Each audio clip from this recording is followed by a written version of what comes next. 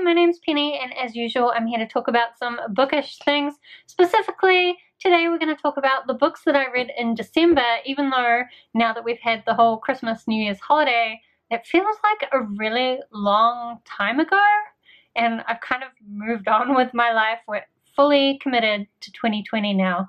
But still, I did want to wrap up the 13 books that I read in December and let you know about them. So as usual, I'm going to go from worst to best, and the first one I'm going to talk about is probably one that a lot of people will disagree with, and that is The Dragon Republic by R.F. Kuang. So this is the sequel to The Poppy War, which is this Chinese-inspired fantasy that also has this god-based magic.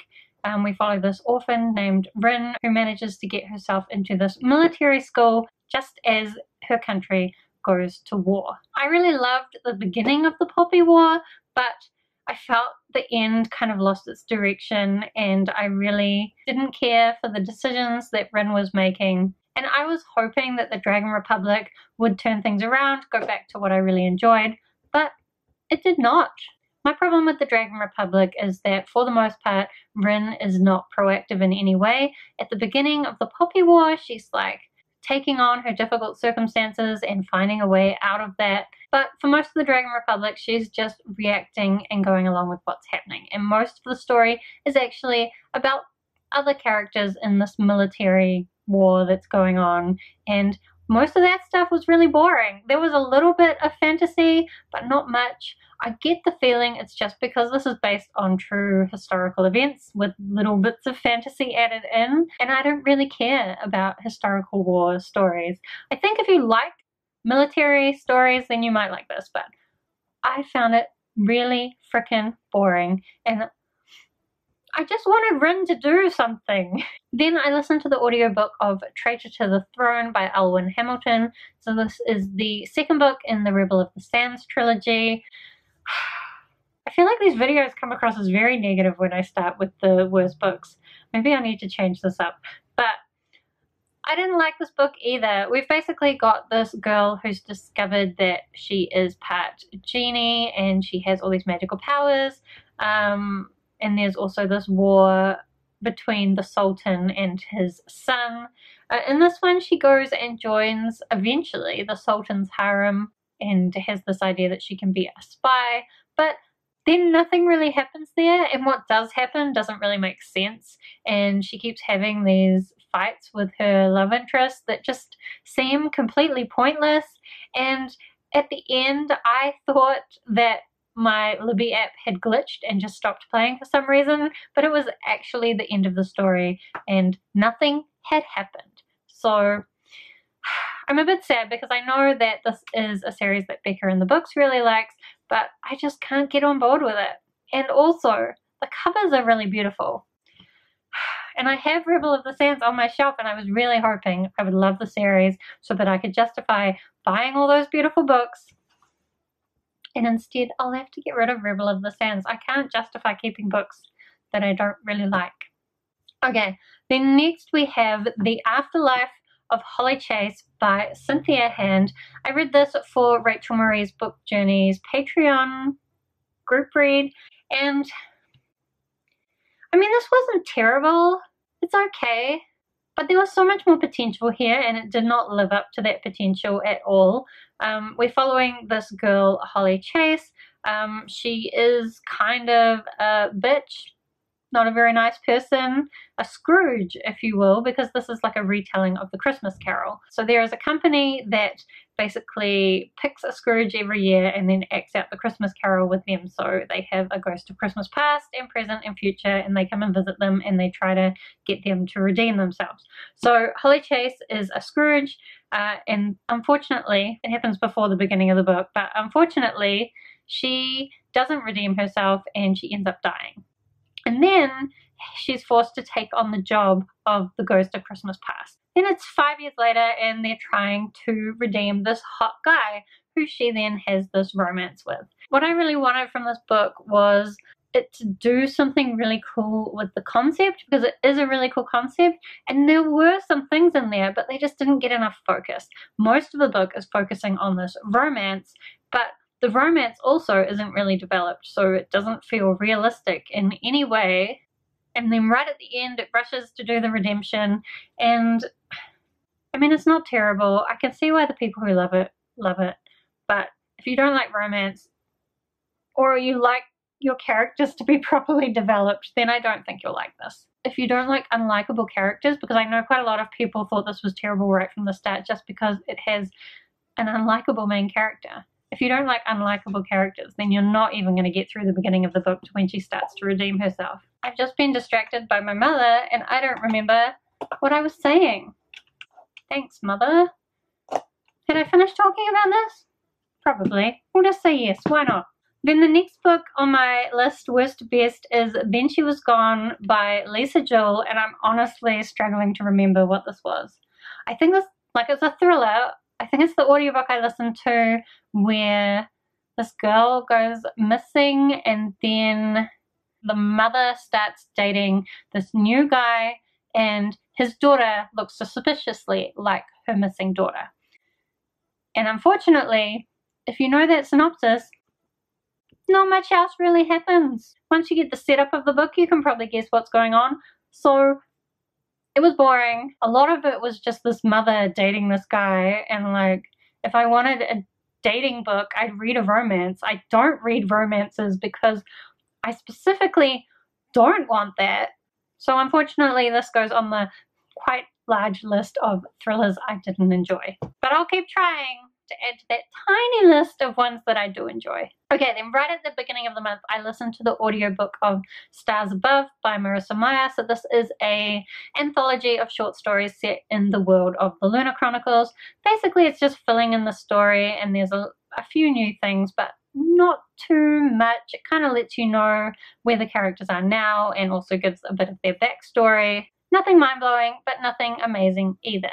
And now my battery's running out. Why is everyone distracting me today? Where am I up to now? Then I read Sharpest by Jennifer Estep. So this is a book that I was getting from my mother for Christmas, and I wanted to read it before I gave it to her. It's also the 18th book in the Elemental Assassins series, so this has been a long-running series. I knew exactly what to expect. The books tend to be quite formulaic. Every time Jin comes up against a new villain with elemental powers, and she works with her friends and manages to overcome them. And at the same time finds out a little bit about the mystery that's going on at the moment. So at the moment we're trying to find out about the Circle, which is a group of criminals in this world where there's vampires and dwarves and elementals in a town with a real bad crime problem, and our main character is an assassin. They're just fun. They're very fast-paced. I always enjoy reading them, but I wouldn't say they are particularly great literature. There were some nice twists and turns, but none of them were mind-blowing. It was just a good, solid, 3-star, enjoyable read. Okay, then I listened to the audiobook of Daisy Jones and the Six. This is a really hyped book, and I was really hoping I was going to love it, even though I don't read a lot of contemporary, but everyone keeps saying this was so good. But to be honest, I found it a little bit boring. I feel like nothing really happened. I totally agree that the audiobook is really well acted and the characters are really well developed. Like, you do feel like they're real people. That's almost the problem, because I know quite a few musicians in my real life, and so it just felt like a group of people that I know talking about their lives. So it wasn't that interesting. And people keep talking about how this band has like interesting dramas. I kept waiting for the drama. Like, bands I know have had way more drama than this band had. This was nothing. Sure, there's sex and drugs and rock and roll, all that typical stuff, but like, of course. So I don't know, I agree it's probably a good book. I can definitely see some people really loving this book, as they do, but for me, I just found it boring. And the whole time I was waiting for some kind of plot twist, because I'd heard somebody say that the plot twist was similar to The Seven Husbands of Evelyn Hugo. So I was waiting for the plot twist so I could consider whether it was similar.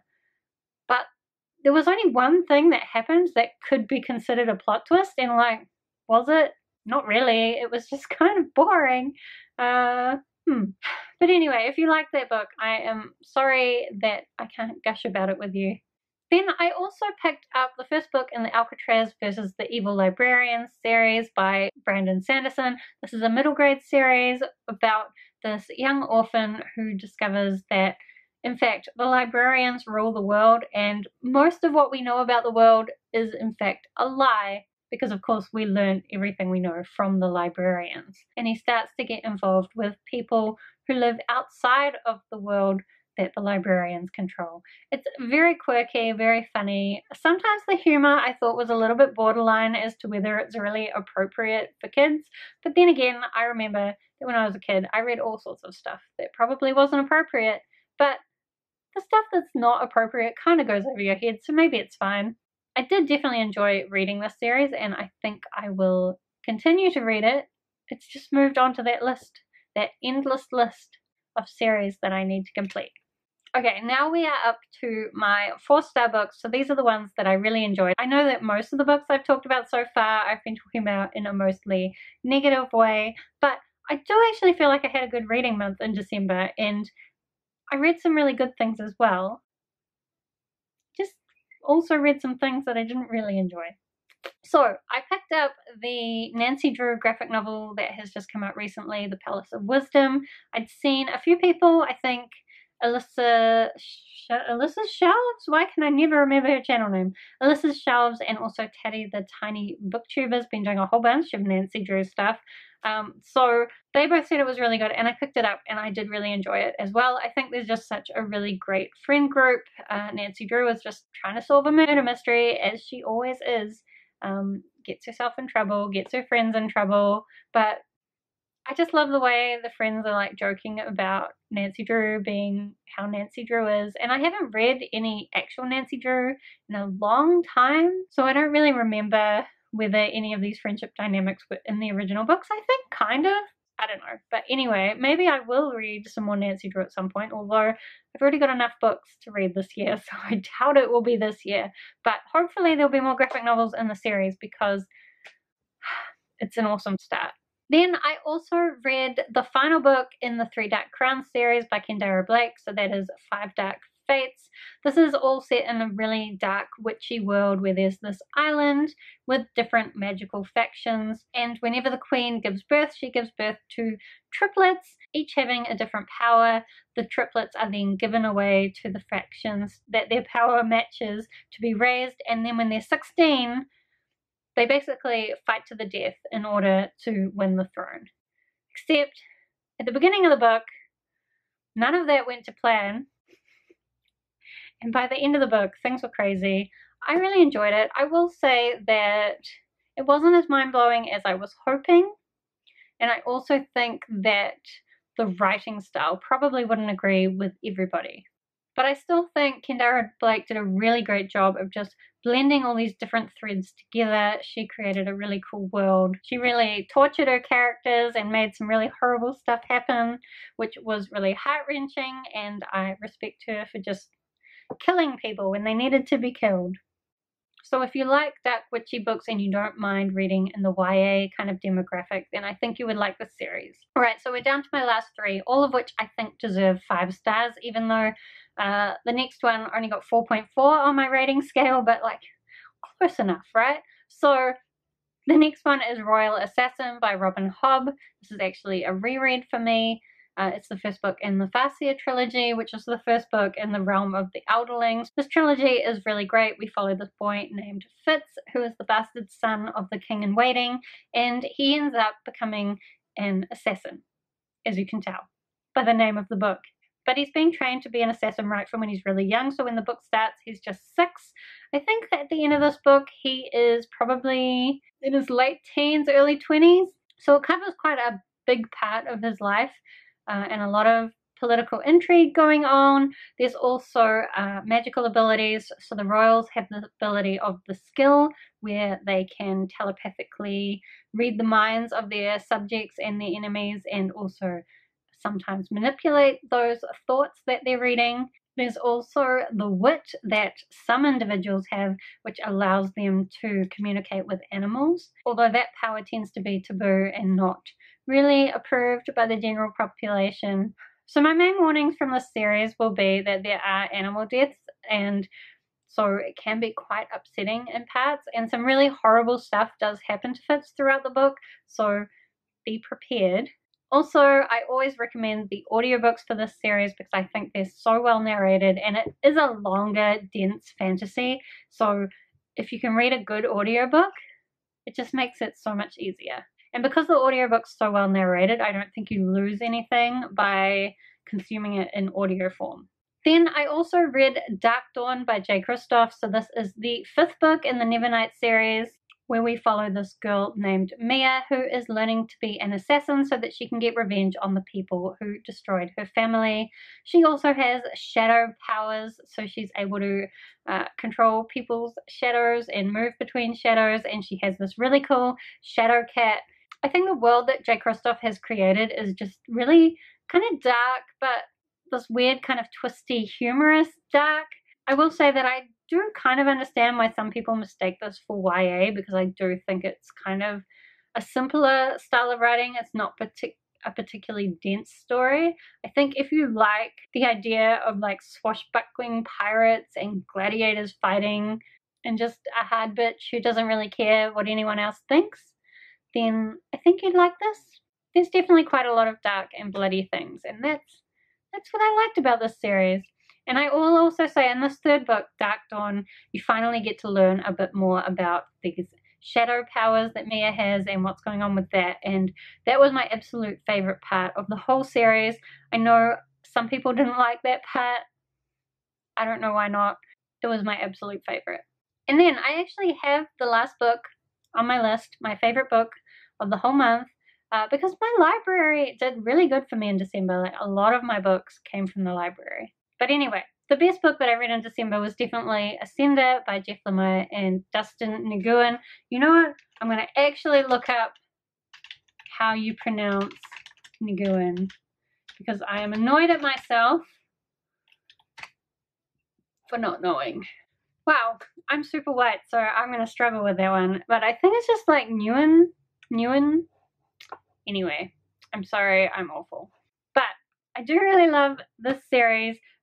Ascender is the spin-off series from Descender, which I also really loved. I just read all 6 volumes of that last year. It's now last year. And then I have now started the new series. I'm a little bit sad because I'm going to have to wait until the next volume comes out. I kind of prefer to pick up series when all the books are out and you can just binge them. And now I am stuck waiting. But I really love this series. It's kind of set in this world where there's been this big war between robots and humans. But there's also kind of weird magic-y stuff going on at the same time. I love the robots. I love the humans. I love so much of what's going on. I do think sometimes the art can be a little bit rough, but the style just does suit the story. And I can't show you what I just remembered looking at this, but this page made me cry. This book, this graphic novel series, science fiction, but I think that you don't necessarily need to be a science fiction fan to read this. If you do like science fiction and you haven't read this graphic novel series, then what are you doing? If you like graphic novels and you haven't read this, what are you doing? Basically, this is my favorite graphic novel series of the year, and I want everyone to read it. This one and Descender, which comes first, but they're basically the same story, just broken up into bits. So you definitely want to read Descender before you read this. Anyway, those were all the books that I read in December. I think I talked way too long about them, so I apologize for that, but I did want to share my thoughts. Do let me know if you've read any of these books, what you thought about them. Do you agree with me, or did you think differently? Otherwise, thank you so much for watching. I hope that you're having a really wonderful day, and I will see you next time.